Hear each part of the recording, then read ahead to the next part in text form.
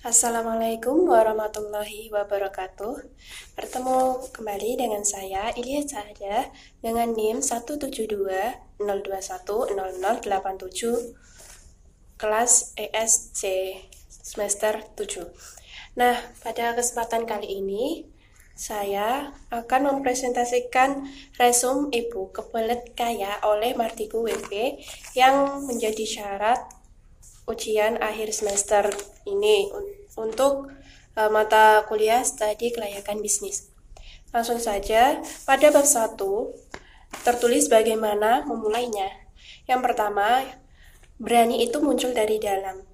Ceburkan diri ke air, baru belajar berenang.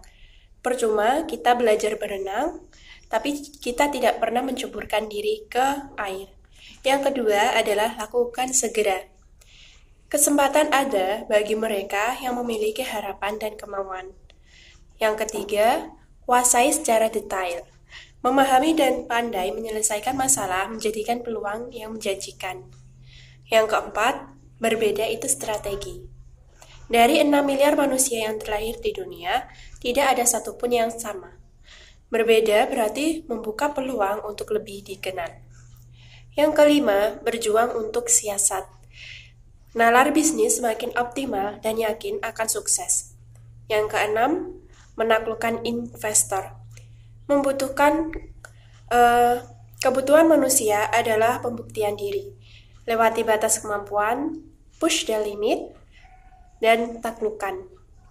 Pada bab 2, bagaimana menjadi entrepreneur? Yang pertama adalah bermulai dari impian. Keberanian berimajinasi banyak menentukan suksesnya seorang entrepreneur. Yang kedua, lihat kebutuhan sekitar. Tangkap setiap peluang. Tidak ada usaha yang sia-sia. Peluang bisnis yang lain pasti akan mengikuti. Yang ketiga, empati membuat kita terlibat. Empati besar menjadikan sukses jangka panjang. Yang keempat, memberikan nilai tambah. Bisnis akan memberikan peluang bisnis lainnya. Itulah sebuah nilai tambah. Yang kelima, menjual barang plus manfaatnya. Jika terfokus pada barang, pembeli akan membandingkan dengan produk lain. Tapi dengan manfaat, pembeli akan terangsang untuk membeli produk kita. Yang selanjutnya mewujudkan mimpi pelanggan. Menjual produk keinginan pelanggan adalah strategi yang paling efektif. Yang ketujuh, peluang tergantung cara kita melihatnya. Melihat peluang sebagai pekerjaan selanjutnya. Pada bab 3, yaitu membidik pasar. Yang pertama, kita harus butuh nyali untuk mewujudkan ide. Daya teori akan sia-sia tanpa adanya praktek langsung. Ide bisnis sehebat apapun sulit menjadi kenyataan. Yang kedua, adrenalin dan seni berutang. Seorang entrepreneur akan melihat peluang di setiap peristiwa, kemudian berani mengambil resiko dengan membagi modal dengan orang lain untuk mengurangi resiko yang ditanggung. Yang selanjutnya nomor 3, yaitu kejelian menangkap perbedaan. Tentukan strategi pengumpulan data yang biasanya menggunakan pikiran imajinatif pelanggan dan perilaku pesaing. Selanjutnya nomor 4, bangunlah komunitas. Perluas channel atau dengan kata lain, perluas pertemanan dan bangun sebuah komunitas. Itu akan sangat menguntungkan. Selanjutnya pada bab 4, hati seorang entrepreneur. Belajar sambil mengerjakan. Lakukan apa yang dapat dilakukan. Kemampuan akan tumbuh jika kita menjalankan, bukan sekadar memikirkan. Yang kedua, belajar dari kesuksesan orang lain. Atau mungkin kesuksesan kita. Bersiaplah dengan semua kemungkinan buruk yang mungkin terjadi dan pandailah mengelola kesuksesan. Jangan sombong ketika kita sukses dan jangan terpuruk ketika kita gagal. Tapi belajarlah dari kesuksesan itu. Yang ketiga, mengelola kegagalan. Bangkitlah dari setiap kali gagal. Gagal akan menjadikan kita semakin jeli dan pintar melihat peluang. Yang keempat, mengelola stres. Jangan membuat keputusan saat kita stres. Kendalikan diri saat kita stres. Segeralah pulih dari keterpurukan kita. Yang kelima, fokus pada masalah. Hadapi masalah dengan ketajaman dan ketelatenan. Yang keenam, cari cara terbaik. Bagaimana kejelian kita mendapat sumber bahan baku berkualitas dengan harga yang terjangkau. Selanjutnya untuk bab 5, yaitu pola pikir entrepreneur. Yang pertama, selalu di pinggir jurang. Artinya, kita haus pada peluang dan tantangan yang membuat kita selalu berhati-hati dan lebih bernilai. Yang kedua, memanfaatkan risiko. Berani mengambil risiko dengan memperhitungkan risiko yang mungkin terjadi. Yang ketiga, cerdas melihat peluang. Pandai melihat peluang dimanapun dan bagaimanapun kondisinya. Yang keempat, jangan cepat puas. Setelah yang dicita-citakan kita tercapai, kita harus membuat sesuatu yang baru untuk mencegah rasa cepat puas ini. Yang selanjutnya yaitu bab 6 atau tugas entrepreneur. Yang pertama, kreatif itu berbeda. Saat sedang diuji, kita harus bertahan dengan usaha kita dan mengembangkan inovasi baru untuk bisnis dan jiwa kreatif yang dibutuhkan. Yang kedua, mengelola sumber daya. Kemampuan mengelola usaha adalah mutlak, karena inilah langkah kedua setelah kita berani memulai. Yang ketiga adalah komunikasi itu seni. Punya soft skill berupa mengenal dan mengendalikan potensi diri atau karisma adalah nilai tambah yang berarti pada poin ini. Yang keempat adalah insting kepemimpinan. Kendalikan situasi agar jiwa leadership kita muncul. Jiwa leadership kita muncul karena situasi, tapi kitalah yang harus mengendalikan situasi. Yang selanjutnya adalah bab ketujuh, Zero Principle Entrepreneur, yaitu yang pertama mulai dari nol. Bangun kepercayaan dan yakinkan dalam pertemanan. Yang kedua, jujur dalam bisnis. Kejujuran dapat menumbuhkan kepercayaan. Itu pasti, karena ketika kita jujur, kita akan mudah dipercaya. Seperti contohnya saja junjungan kita Nabi Muhammad SAW. Beliau adalah orang yang jujur. Yang selanjutnya adalah zero mind atau mengkosongkan pikiran. Kemampuan ini dapat membuat pikiran kita jernih dan menemukan ide-ide jenius yang belum pernah kita bayangkan. Selanjutnya, bab ke-8, bisnis tanpa uang tunai. Yang pertama, prinsip kita harus bukan mencari, tapi dicari oleh modal. Jangan gunakan modal pribadi, tapi modal orang lain atau uang muka yang diputar-putarkan saja. Yang penting, money manajemennya kuat. Yang selanjutnya, poin yang kedua, kerjasama modal. Modal adalah uang atau keahlian. Menempatkan atau bekerja sama dengan orang-orang yang sesuai keahlian adalah sangat penting pada poin ini. Selanjutnya, poin 3, bagi hasil yang menguntungkan. Buat perjanjian tertulis dengan bahasa yang jelas, mudah dimengerti, bermaterai, dan bersaksi. Meskipun perjanjian kita terhadap keluarga atau teman dekat. Karena ini penting di mata hukum untuk menghindari sesuatu yang tidak diinginkan di masa depan. Selanjutnya, yang keempat, menjadi perantara atau broker. Bangun jaringan broker dan performa kita jadi tantangan tersendiri. Yang kelima, barter dengan pemasok. Barter harus memiliki intangible atau tidak berwujud. pada kedua benda. Yang keenam, multifungsi. Yang dimaksudkan multifungsi ini adalah bangkitlah dari keterpurukan.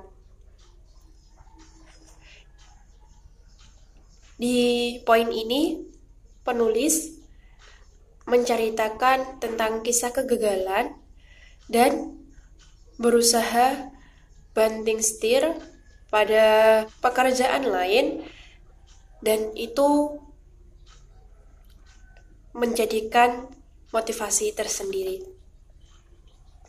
Selanjutnya, bab ke-9 yaitu darah entrepreneur. Poin pertama, penilai karakter yang baik. Memilih mitra atau pegawai memerlukan ketajaman intuisi dan pengalaman. Yang kedua, orientasi pada pelayanan. Pelayanan berimbas pada simpati dan kepuasan yang akhirnya menjadikan kepuasan pelanggan. Yang ketiga, fokus itu awalnya cinta. Untuk fokus, kita harus mencintai apa yang kita kerjakan. Yang keempat, memikat promosi. Sebuah cara membawa produk kita kepada kesadaran pikiran seseorang sehingga produk kita dapat mereka prioritaskan. Poin 5, berhitung sebelum berutang. Strategi sistem kredit cukup efektif meningkatkan penjualan. Namun begitu, kita harus memikirkan risiko dan juga keuntungan yang kita dapatkan. Yang keenam, memilih orang yang tepat. Teliti dalam memilih yang terbaik sesuai job desk atau kemampuan. Yang ketujuh, mencari dan menciptakan usaha. Kerjakan ide dengan segera dan bergerak cepat mewujudkan gagasan. Yang kedelapan, peluang membutuhkan kecepatan. Melihat dan memanfaatkan kesempatan adalah kaya kesadaran. 9. Sosialisasi dan promosi. Sosialisasi yang baik menjadi sarana promosi yang bagus. Yang ke-10, pandangan jauh ke depan. Mewujudkan mimpi membutuhkan strategi untuk mencapainya. Selanjutnya, bab 10, aturan main entrepreneur. Yang pertama, harus berpikir positif. Suasana kerja dan tanggung jawab yang positif akan membuat pelanggan merasakan energi yang positif juga.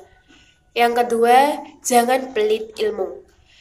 Bersosialisasilah dan berkarya adalah paket hubungan masyarakat yang baik. Yang ketiga, fenomena magis. Tidak dipungkiri, fenomena ini masih terjadi di sekitaran kita. Kita tidak memerlukan sadaran apapun untuk sukses, tapi diri kita sendiri dan Tuhan yang Maha Kuasa lah. Dalam hal ini sesuai dengan kalimat la haula wala quwata illa billah. Yang keempat, menjual itu butuh strategi. Naikkan servis, bukan menurunkan harga.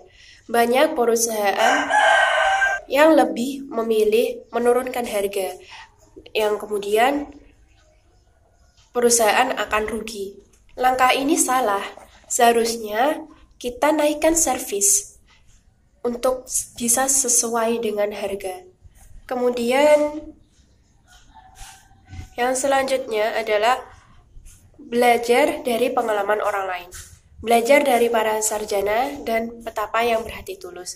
Ini adalah salah satu kutipan dari kitab yang tertulis dalam buku ini, di mana para sarjana dan petapa yang dimaksud adalah orang-orang yang ahli di bidangnya, orang-orang yang pintar.